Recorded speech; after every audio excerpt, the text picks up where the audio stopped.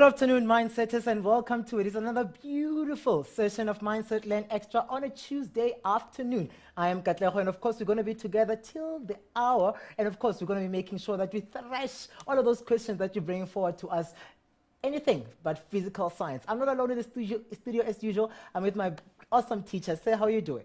I'm really well, Katleko. It's John here, and I'm really pleased that you're with us this afternoon, Katleko. I really hope you enjoy it as well. Awesome. And you know, get in touch with us on Facebook. We are facebook.com/Learn Extra. On Twitter, we are at Learn Extra. And our website is up and running. It's www.learn.mindset.co.za. You can go there to access all of your previous notes. And just one thing important, today's notes are going to be posted on our Facebook page. It's facebook.com/Learn Extra with an X. As usual, I come bearing gifts. It's a beautiful competition that we are advertising on the show today. And just stand a chance to win a beautiful Casio calculator, you know. And for you to get yourself this beautiful Casio calculator, you just have to go to our Facebook page. The link is there. Just click on it and answer as many questions as you can. And that question, you stand a chance, of course, to win this beautiful Casio calculator. And John, over to you. Thank you so much, Katleko. Great, guys. I hope you're ready for this. Now, remember last week we started off talking about aqueous solutions and how things dissolve in this magical stuff which we call water. Of course, we can't do without it. And so I want to remind you about the importance of water. Water, really important, Katleko. Water is very important. You know what they say? Water is life. So absolutely. So, guys, we want to bring your awareness to the issues around water. And so in our curriculum, we're dealing with the many different types of chemical reactions that take place in solutions. Now, did you know that we wouldn't even be able to talk to you here if it wasn't for some of those reactions that are taking place in your body? Now, blood, the nerves, all of them depend, even your brain, depends on chemical reactions taking place, and they're all taking place in aqueous solution. Aqueous, remember, is when things are dissolved in water. So what we're going to do this afternoon in this lesson is we're going to identify different types of reactions that take place in aqueous solution, and then we're going to do something really cool. We're going to use our knowledge and apply our knowledge of solubility, the ability of things to dissolve, to identify unknown ions present in an aqueous solution. So guys, we recognize sometimes we've got some water in a glass. Well, what else is in there? We can't see it. Yeah, maybe we can taste it. But is there another way of finding out what's inside, particularly if something isn't very good for us? We don't want to go around tasting stuff just to find out. There's not a very good chemical test. So we want to set up some chemical tests that you can do and that you can start to identify what's happening inside water. This is really important for the environment as well.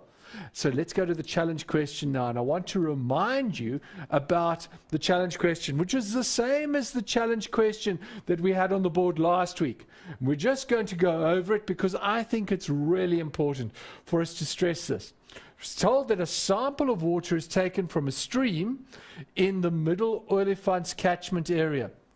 Now, the sample is found to have high levels of compounds found in fertilizers, high levels of bacteria, and undissolved organic products. What actions would you take, would you recommend to water management in this catchment area? Now, guys, the reason we put that question there, the reason we want to just go over it again is to remind you that there is a national water game challenge. And it's the first time that we're running it in the country. It's been run in other parts of the world, but in 2014, it's the very first time that we're running a water game challenge. And it's a serious game because it deals with the serious issue of how we're dealing with water. Yeah, this challenge question's important, but the more important thing is that we can start to talk the conversation about water and what's the role of water and what's our attitude to water. So get on the game. How do you do that? You go to watergame.co.za, register, and you'll be amazed to see how many prizes there are. There's some great prizes, Katlego. Indeed. You know, and anyone can enter. Doesn't just have to be a grade 10 learner. It could be a grade 11. Get your granny, your auntie, anybody can enter and anybody can play. Now, it doesn't take a long time either. So if you go, it's a turn-based game. What that means is you've got 12 turns to get the highest score. You make strategic decisions, like what we've said here. You improve the environment. You make sure there's enough food and water for the people, and that they've got enough jobs. So it's a multidisciplinary approach to dealing with the simulation. So I hope you get on and play it. And maybe you're on it. Okay. On it. I can see that Katlego wants to get some money out of this. Remember, it's only until the 18th of August. Yep. So you've got to make sure that person that's on the leaderboard on the 18th of August, they're going to get the big check. But guys, you don't have to wait for the 18th of August to be a winner. As you're playing, there are spot prizes. There's airtime, there are tablets, there are other things that are being given away, and they're going to be adding to that. So guys, look out on the page, get going, get playing. Unfortunately, this game has to be played on a PC, has to be played on a computer. And you have to be connected to the internet. It's an online game. So hope you get into it, and I hope you enjoy it. Right, that's enough of the water game. Let's get into our summary for today. Now guys, the link to the notes, not the notes that you see on the board, but the notes that you can print and you can revise and use them with all the questions. They're on they're on Facebook. So get that link. It will take you to a page. You can either download them or view them. It's on a mobile-friendly site for downloading. You need a PDF viewer, but you can view them on a feature phone. So there's the link there. So let's go through the major types of reactions you're going to need to know. So you should be able to identify the following types. Ion exchange. So when we talk about ion exchange, guys, this is not difficult. We recognize in water, we've got ions. You've got cations, which are positively charged, and anions, which are negatively charged. And they're all swimming around together in the solution. Now, what sometimes happens is they have preferred partners. I'm sure this might have happened to somebody like Katlego. Katlego, you've been on a couple of dates before, haven't you? I'm sure.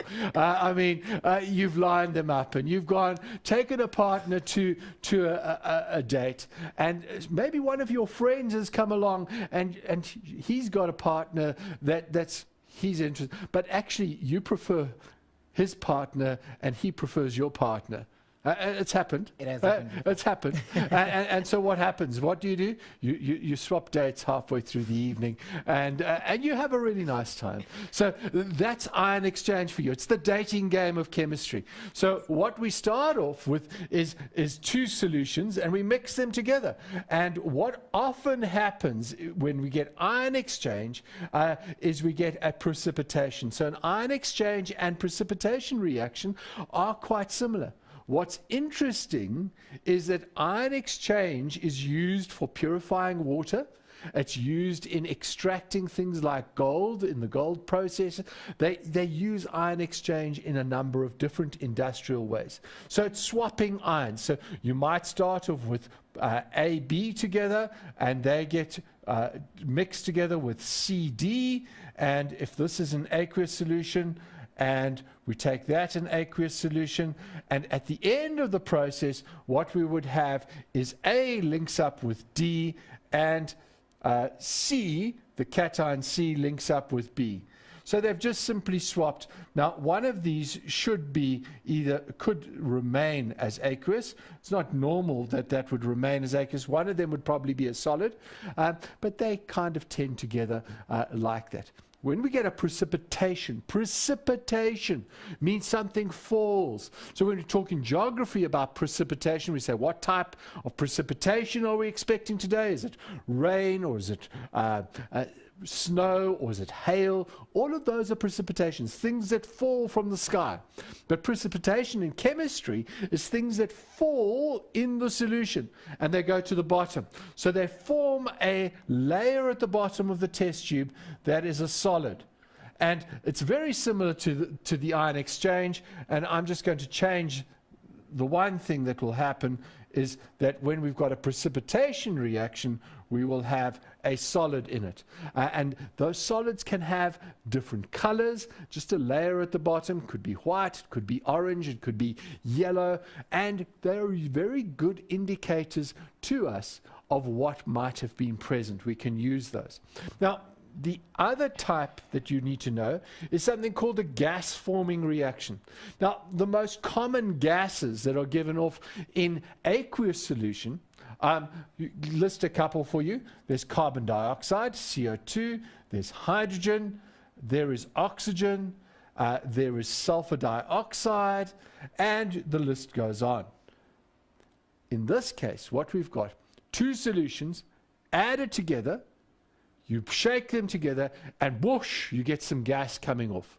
A really nice one that you can even do at home is if you take, and I know that people have done this, so it's not a surprise, but if you take some bicarbonate of soda and you make a solution with it, and you take some vinegar, and you make just straight white vinegar, put that into another cup, take the two cups together, and you mix them together, guess what happens? It froths up and it bubbles up and it makes a really great mess. It makes an even uglier mess if you put some food coloring in it. Please don't use your mom's best china to do this, but it is a lot of fun.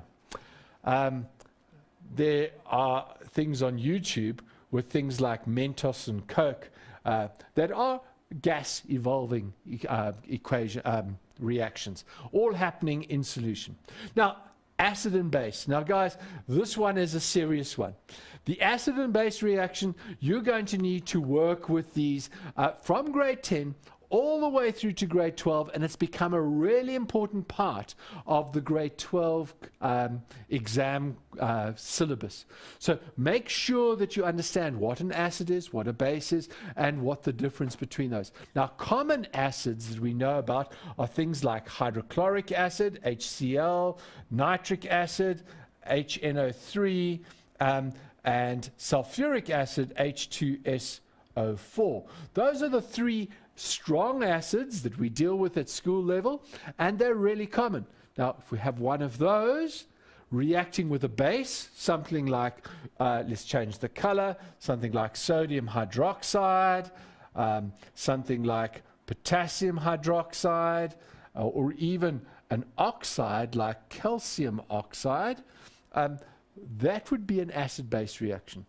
So when things that have a low pH, measure of acidity, react with things that have a high pH, you join those two together, you get neutralization. It's an acid-base reaction. Okay, water is the critical thing here. Water keeps a balance, and water is the middleman. It's neutral. Has a pH of 7. We talk about pH, and in grade 12 we'll define and work out pHs, but we're not going to do that just yet. So acid-base reactions, I think I've said enough. You'll learn more about it in grade 11 as well.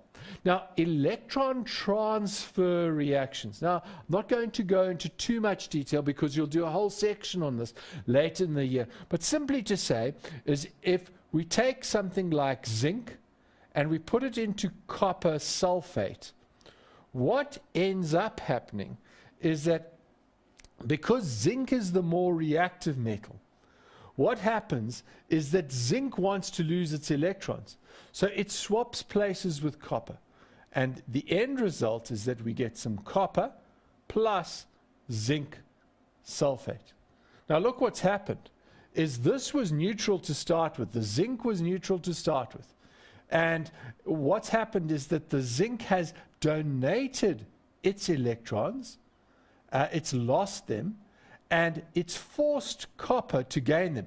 Copper wasn't just sitting without electrons, it was sitting as a 2+ ion over there in the solution, and it's been made to accept them, and now we've got zinc 2+ plus the sulfate, which was 2-. Nothing has happened to the sulfate. It's just bonded nicely, attracted with the positive cation, and the sulfate is the negative anion, and they pull together. These are in aqueous solution. They're swimming around in the water, and we could even say that the zinc is now an aqueous solution, the copper is an aqueous solution, but this, the metal copper, is a solid. The zinc over here was a solid to start with, and there's been a transfer of electrons. Call that a redox reaction. Now guys, we're almost out of time, but there's one last thing that I just want to deal with, and this is very important. So we're going to run through this very quickly. And it's what we started last week, to discuss solubility. And I'll explain to you why now, because we've got these tests on solubility that are used to identify unknown things. So you need to learn them. There is a whole table of them with more examples in the notes, but I just want to run through these ones. So if we have a nitrate, solution of nitrate, they're all soluble. Doesn't matter what it is, they're all soluble. So all nitrates are soluble. All carbonates, these are insoluble, but there are some exceptions, and we're going to say except. And I'm going to leave it there for the moment because we'll come to them. Sulfates, they're all soluble. The sulfates, these are the ones that you've got to be a little bit more careful with because there are some exceptions. So these are all soluble. That means they all dissolve, but there are some exceptions. The ones that don't dissolve.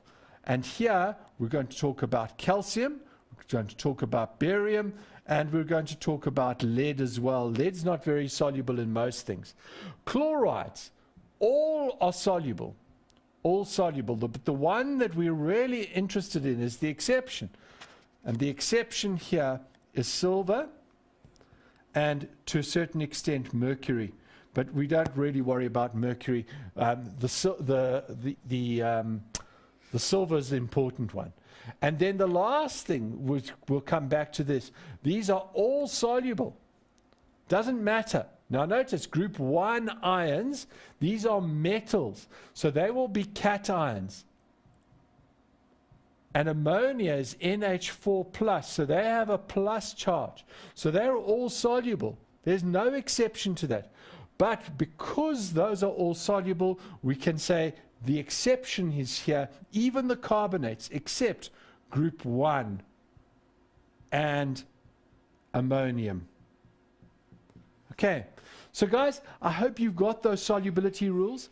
Make sure you get a hold of them. We'll be referring to them when we come to the questions. Katlego, I know I've gone over time, but I just got carried away. It's okay, man, as long as that information just stick in there, and we forgive you. Okay, thanks. Remember to go to our Facebook page. It's facebook.com Learn Extra with an X to access all the notes that you might need. There are links there that will direct you, of course, to our website. And that's where, of course, you can also get a link to win this beautiful Casio calculator, proudly sponsored by Casio. We'll be back from ad break after this.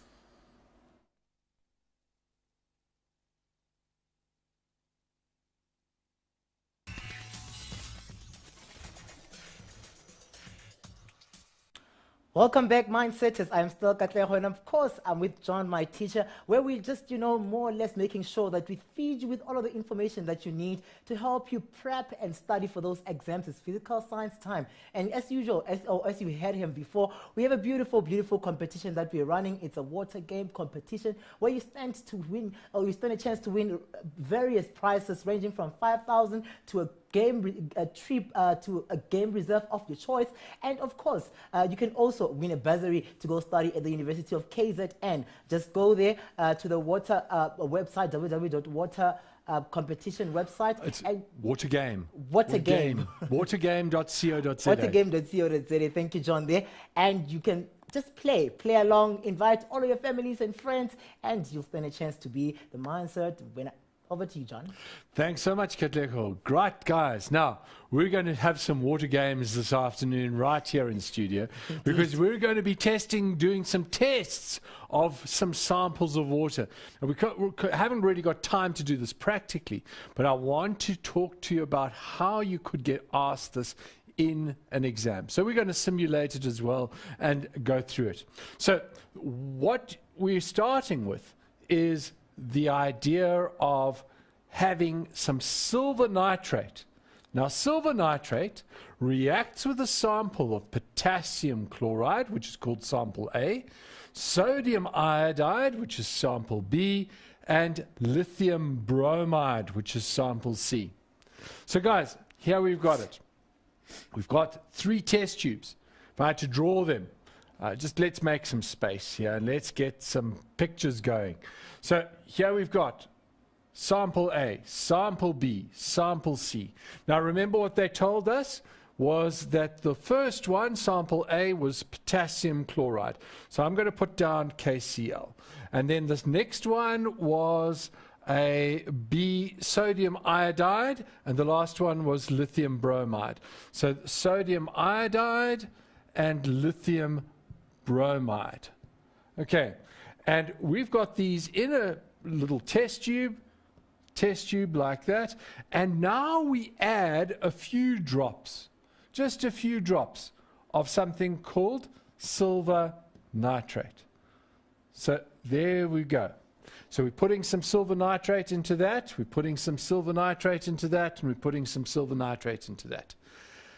And what I want you to understand is that we've got to apply our solubility rules here. Remember, we said that all nitrates are soluble. So we know that these drops of nitrate, of silver nitrate, they're soluble, they dissolve. And we know these are group 1 metal cations, so they're soluble. So there's going to be no bits and pieces. But look at something interesting. If I add silver to sodium chloride, silver nitrate, I'm going to add silver ions, Ag plus, and I'm going to have floating around in the solution some Cl minus. Now guys, what you need to understand is what we said about the chlorides. All chlorides are soluble except for the silver chloride. They don't like to dissolve. They're not very soluble at all. And in fact, what happens when these two get close to each other, they kind of stick together.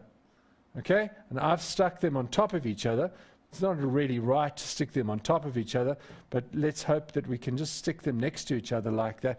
We're going to make some silver chloride. And silver chloride is a white precipitate. So at the bottom of the beaker over here, we're going to make a whole lot of milky stuff, and the solution is going to go white. Okay, that's what we're going to see if we add silver nitrate to potassium chloride. We were asked to predict what else would happen. Predict what you observe for each of the other samples. Now, if you have your notes in front of you, then we'd be able to say, well, what will happen if we have silver nitrate and sodium iodide? Now, all the halogens are, all the halide salts of silver are not very soluble. And they're different colors. The silver chloride is white in color, the bromide is a creamy color, and the iodide is a yellow. It's almost like a canary yellow. It's very nice to see. And so we're going to shade that in and say, you would notice at the bottom of this test tube is a yellow precipitate. And in the last one, we're going to take the silver nitrate and we're going to add it to the bromide. Now I can't get the color right and I haven't got the option to have more colors. Maybe I do. Let me see if I can get some custom colors. I want a creamy one. I want one that's a little bit over there, maybe a little bit less yellow. Maybe that's it. Add to custom. Let's see. Yeah, we're going to do that one. We'll say that's okay. And let's hope that we've got it. You know what? It's not working. I want that one. There we go. I've got it. And we've got a kind of not yellow and not white. And that's your bromide. Okay? But some people find it difficult to tell the difference between this one, and this one. And so chemists have done some experiments. And they've found some other tests that we can do to distinguish those. I've written about those in the notes. And let's see if we've got some chance to deal with that. So we've done our predictions. What would you observe? We'd observe precipitates forming. Look at what the next question says. Now, even if you didn't know those precipitates, I hope you can now deal with the balanced equation for the reactions that take place for each sample. So let's do this. Sample A, we know that we've got potassium chloride. We know that we've started with silver nitrate. What are we going to be producing? We know that these were in aqueous solution. That was aqueous. What are we going to produce? We're going to produce silver chloride. Valencies are the same. Silver is +1, chloride is -1, but they form a solid. And what's the other stuff that's still left in aqueous solution? Potassium nitrate. Is that soluble? Yes, it's very soluble.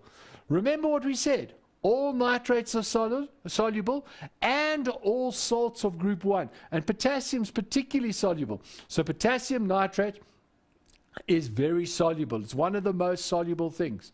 If you compare other things, they might be soluble, but if you've got a group 1 and a nitrate, they're the most soluble, so look out for that. Okay, next, we go to, that was in sample A.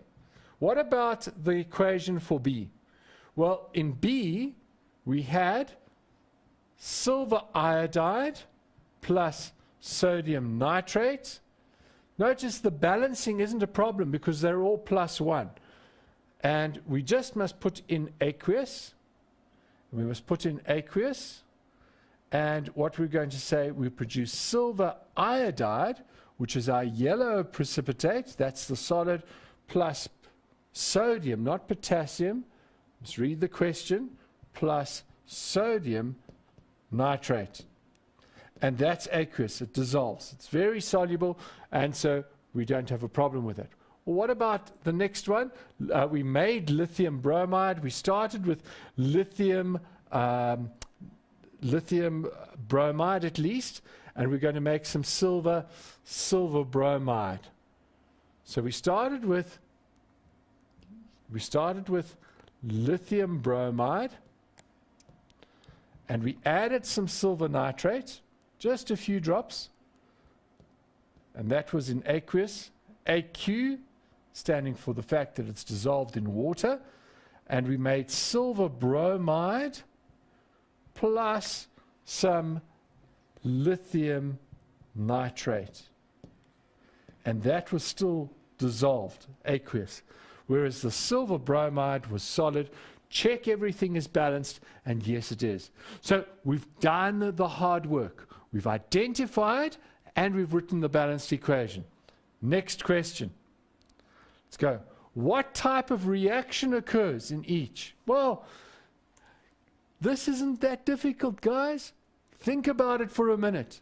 What have we done? We've taken 2 aqueous solutions, added together, and we've got something falling to the bottom. We call that a precipitation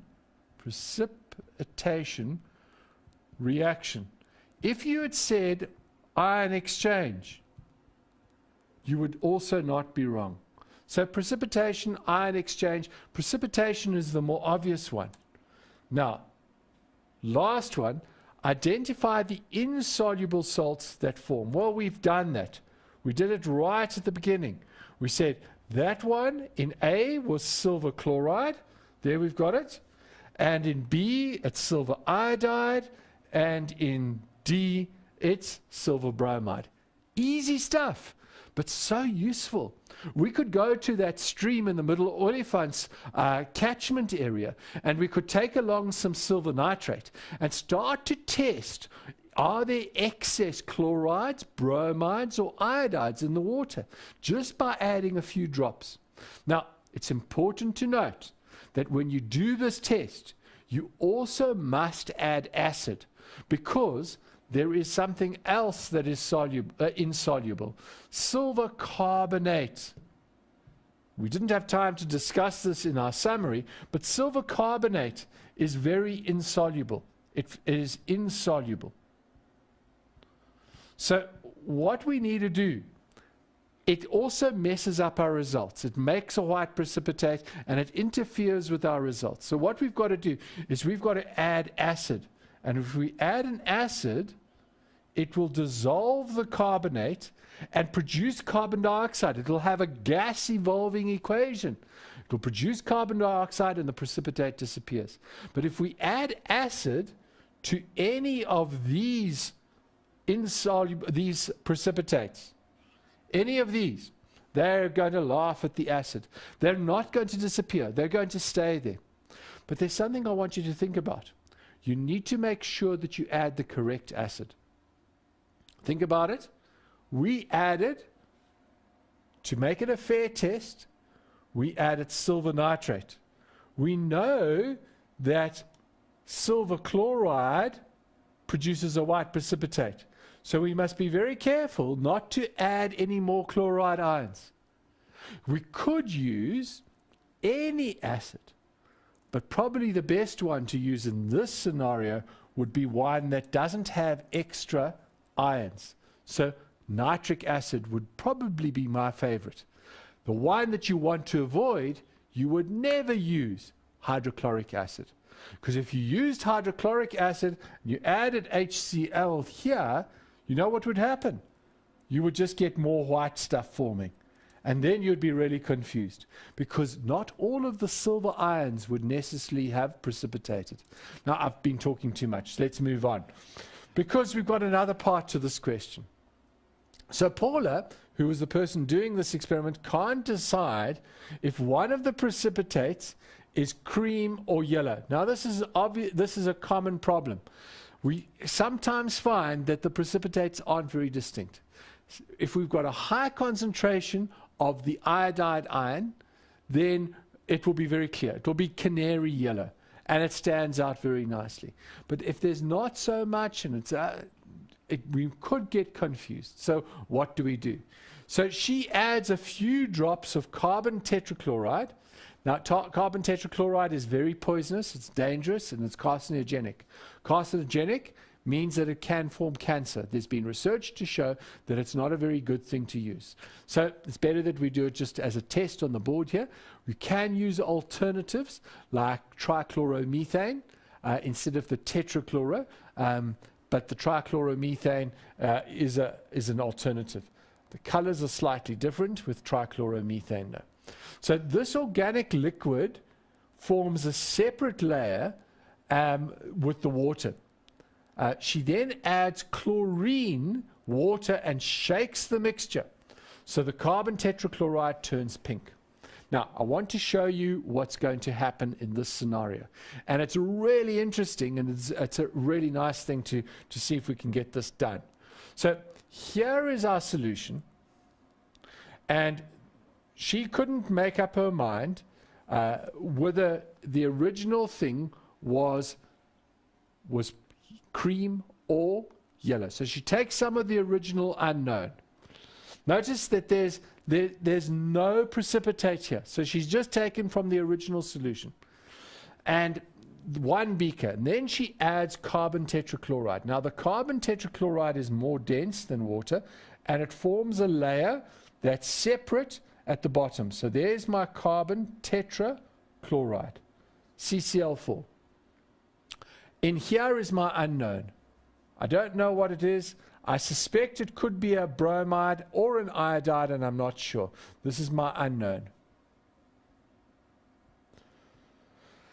And the next thing that she does, she then adds chlorine. Chlorine water. Chlorine dissolved in water. Now, chlorine is a very strong oxidizing agent. It's one of the more reactive halogens. And in fact, if we look at group 7 on the periodic table, you'll see it's fluorine, chlorine, bromine, and iodine. And that's on group 17 or group 7. We call it 17 at the moment. These are halogens. And what we recognize is that they are all wanting to gain an electron. So if we put them in, they're going to take electrons away from something else. So chlorine is more reactive. So if there is bromine in it, or if there is iodine in it, then chlorine comes along, and look what it will do. If there was a bromide ion, which is sitting happy and comfortable because it's gained its electron. It's in a neutral state, just like the noble gases. It's got to be like the noble gas at number 18, filled outer level. Chlorine comes along and says, it's not fair. You've got the extra electron. I'm going to take it from you. And so chlorine takes the electron away from the bromine, and we're going to need 2 of those. And chlorine then becomes chloride, and there are 2 of chlorides, and bromine has got no alternative but to turn back to Br2. Okay, so that's the process. This is what sort of reaction? Transfer of electrons. It's a redox reaction. Now the interesting thing is that the bromine, if it's non-polar, and we spoke about polar and non-polar last week, and what we know is carbon tetrachloride is non-polar. So bromine dissolves very easily in the organic layer, and it turns a nice color. The difference between these two, the reaction, if it was bromine, would do that, will produce bromine. If it was iodine, would be exactly the same chemical process. Chlorine and iodine, sorry, let's just correct that. We'd have iodide ions present. Iodide, 2 of them.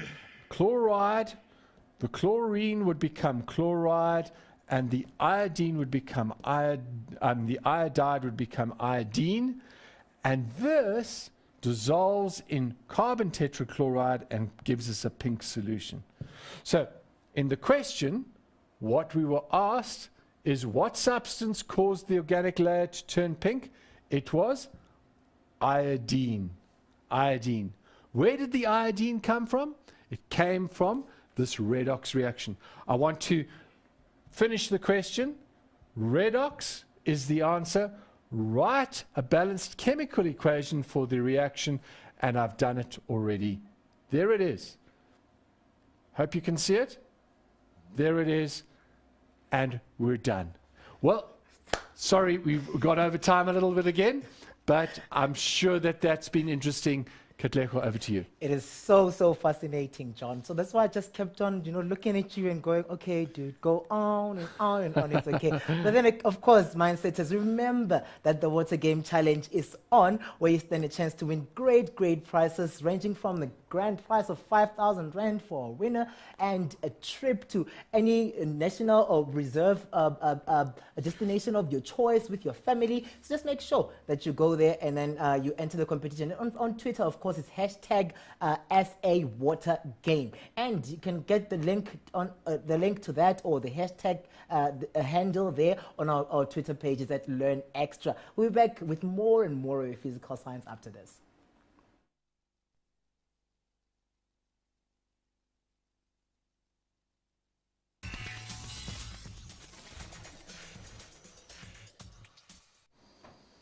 Welcome back, Mindsetters. You're still tuned in to Mindset Learn Extra. I am Katlego, and I'm not alone. I'm with John. And, it's a beautiful day where we're just running competitions left, right, and center. I must remind you that before we wrap up the show, I'm going to be giving you the winner of the Casio calculator from last week. But then if you want to be like him or her, just make sure that you go to our Facebook page. There's a link there. And then you more or less have to make sure that you test yourself as much as you can, and the one who answers the most questions correctly, thank you very much there, John, stand a chance to win the Casio calculator, proudly sponsored by Casio. John, let's wrap this up. Katlego, thank you. Guys, test yourself is really important.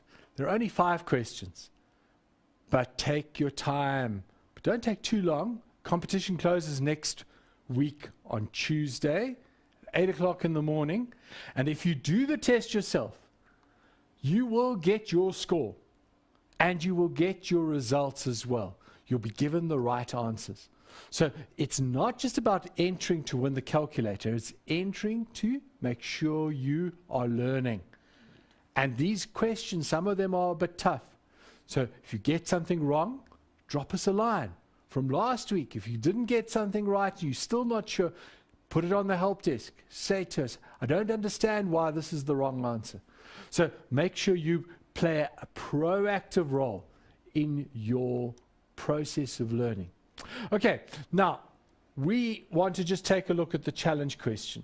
And we've been talking about this water game. Guys, there's lots to talk about as far as the water game.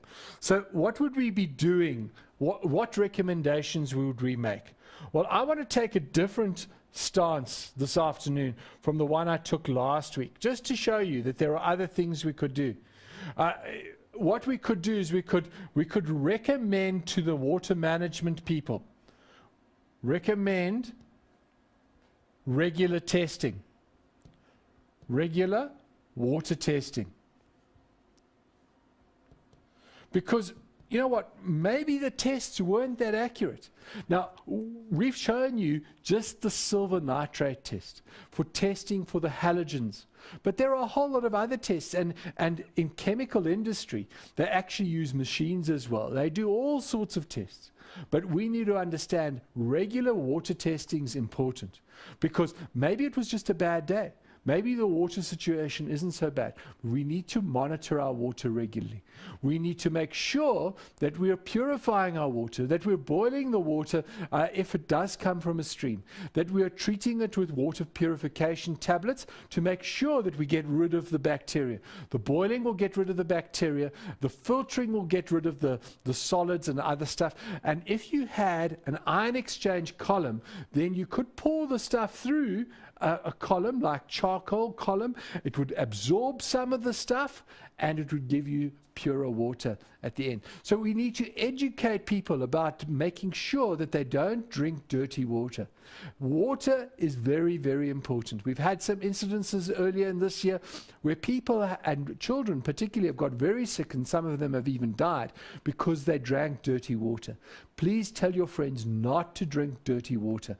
They need to make sure that water is purified. So big education campaign, more testing, more research, more education, letting people know what they need to do to make sure that their water doesn't get polluted. Okay, so give us some ideas. I don't know if there are any comments on Facebook regarding the challenge question. Anybody's come up with some ideas. If you haven't had a chance to put your idea down, then put it down now, and we'll try and pick it up. Yes, are there any? John. We have one from Precious Mripsu Simelani. I'm sorry if I misspelled your name there. She's saying that I can recommend that they must keep the area around the catchment clean, store the water in a tank and clean it with chemicals, and you must make sure that you tell people not to throw all cans and plastic into the rivers. Absolutely wonderful, Precious. That's a great answer. It goes quite a way to making sure that we're keeping our water resources ready for the next generation. Guys, we can't just be thinking about ourselves. Water is going to become more and more scarce. And for industry that uses these type of reactions that we're talking about today to make all sorts of products for us, they're going to need water as well. And if we don't have a steady supply of water that is usable, we're going to miss out. And our children are going to miss out, our grandchildren are going to miss out. We want to leave a legacy of a better earth than the one that the previous generation left with us. So guys, let's get together, let's make a difference, let's clean up the environment, and let's do something positive for the future. Okay, I want to just go back to the previous question because we finished question 1, but let's see if we can get on to question number 2. And look what it says. Also dealing with a chemical test. This time we haven't got Paula, but we've got Pretty. And Pretty adds a few drops of barium chloride to sample X and sample Y. One of these unknown solution contains sulfate ions. She then adds hydrochloric acid to the mixture. Now notice something here. I told you don't use hydrochloric acid in the previous one, but we were adding barium chloride, and now we're adding hydrochloric acid. So we kept the unknown or the known ions the same. We're doing a fair test here, guys. We don't want to add things that are going to make an impact. So we added hydrochloric acid because we'd added barium chloride. If I'd added barium nitrate, I would add barium, I would add nitric acid. So be aware of that, just as a something to be careful about. So here are the table of observation. And what we notice in sample X, we got a white precipitate. In sample Y, we got a white precipitate. Quite interesting, eh? Both of them produced a white precipitate. She's then added hydrochloric acid. Notice chloride, hydrochloric acid. We're told that the white precipitate dissolves and bubbles of gas are released, where this one, in Y, the white precipitate remains. So, what do you think has happened? Let's think about it for a minute. We added barium, and we know that one of them is a sulfate. Tells us one of them is a sulfate. And we know that from our table of solubility, barium sulfate is insoluble. So barium sulfate doesn't dissolve. It forms a white precipitate. So this white precipitate that remains must have been barium sulfate. Well, then what was this white precipitate? Well, we know that it didn't remain dissolved, or didn't remain solid. It dissolved when we added an acid. So this one must have been barium carbonate. So we recognize it's released bubbles, and so I think we've more or less answered the questions. But that's just my thinking. Let's see what happens. What conclusions can she make about the anions present in sample X and in sample Y? So remember, an anion is a negative ion. Negative ion. Cation, positive ion. We're not asked about the positive ions. They don't have any role here in terms of the solubility of these substances. So what we are asked to do is to say, what can we say about sample X and Y? It just looks like we've got a little bit of a jump on the board, but let's see if we can get it. So sample X, we're going to say it had carbonate ions. Those carbonate, either like that, AQ, or we can write it out in words and say carbonate ions were present. In sample Y, what do we know? Well, I reckon that those were sulfate ions, SO42 minus, and they were aqueous. Remember, in the original solution they were aqueous, and these are sulfate ions. Before we added anything. Now, next, identify the white precipitate. And we've done that, are formed. We've done that already when barium chloride was added. We've identified them. The white precipitates, remember, barium chloride, barium carbonate in X and barium sulfate in Y. And I'm wrapping up when I say the next part of the question is what alternatives could have been used to, if there was no hydrochloric acid? We could have used nitric acid. And guys, that's the end of my set of questions. I'm going to hand over to Katlego. Great being with you today.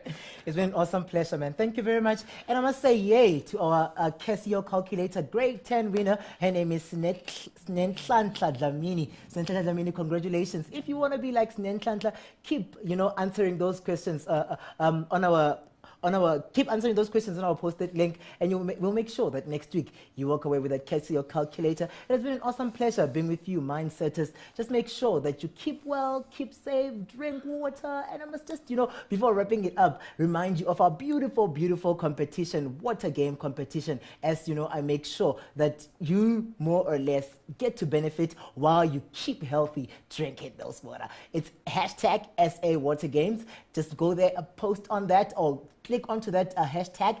And on Facebook, of course, we are at facebook.com/LearnExtra with an X. And of course, on Twitter, we are at LearnExtra. Make sure that you interact with us. We are also active on our website. It's www.learn.extra.co.za. It's been an awesome pleasure, guys. Take care. Bon voyage. We love you.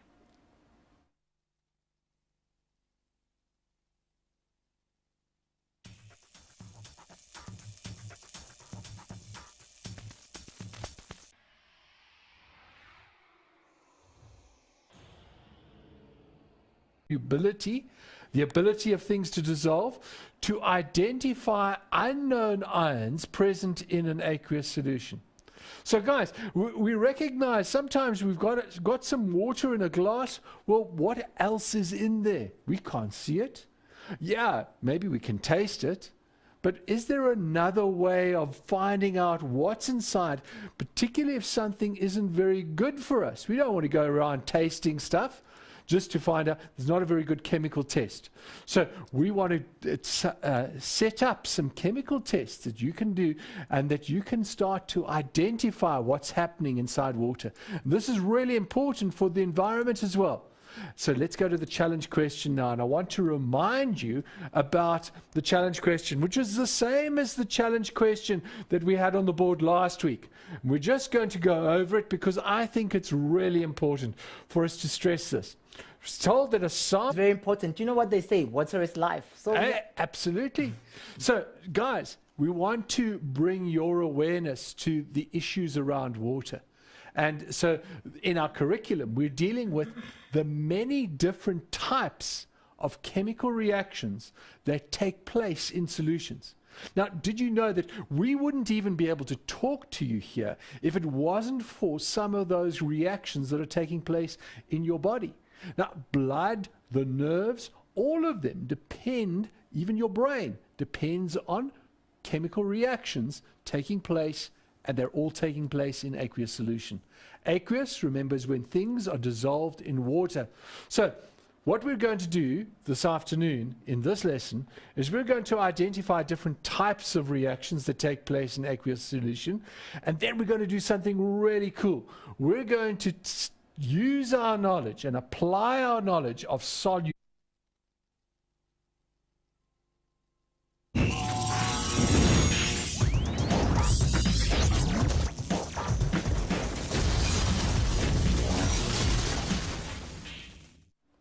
Good afternoon, Mindsetters, and welcome to it. It's another beautiful session of Mindset Learn Extra on a Tuesday afternoon. I am Katlego, and of course, we're going to be together till the hour. And of course, we're going to be making sure that we thrash all of those questions that you bring forward to us. Anything but physical science. I'm not alone in the studio as usual. I'm with my awesome teacher. Say, how are you doing?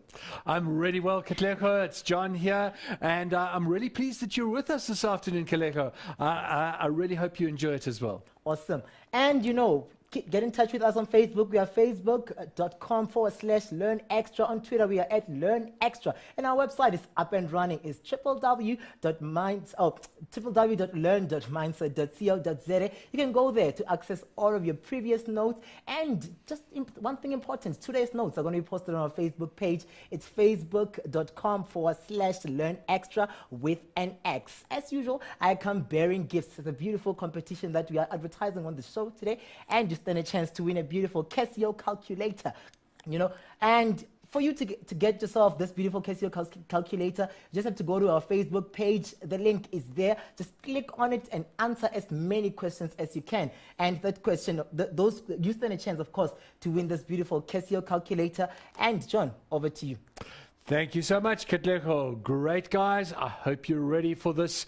Now, remember last week we started off talking about aqueous solutions and how things dissolve in this magical stuff which we call water. Of course, we can't do without it. And so I want to remind you about the importance of water.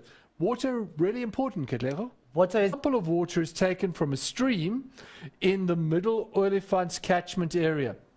Now, the sample is found to have high levels of compounds found in fertilizers, high levels of bacteria, and undissolved organic products. What actions would you take, would you recommend to water management in this catchment area? Now, guys, the reason we put that question there, the reason we want to just go over it again is to remind you that there is a national water game challenge. And it's the first time that we're running it in the country. It's been run in other parts of the world, but in 2014, it's the very first time that we're running a water game challenge. And it's a serious game because it deals with the serious issue of how we're dealing with water. Yeah, this challenge question is important, but the more important thing is that we can start to talk the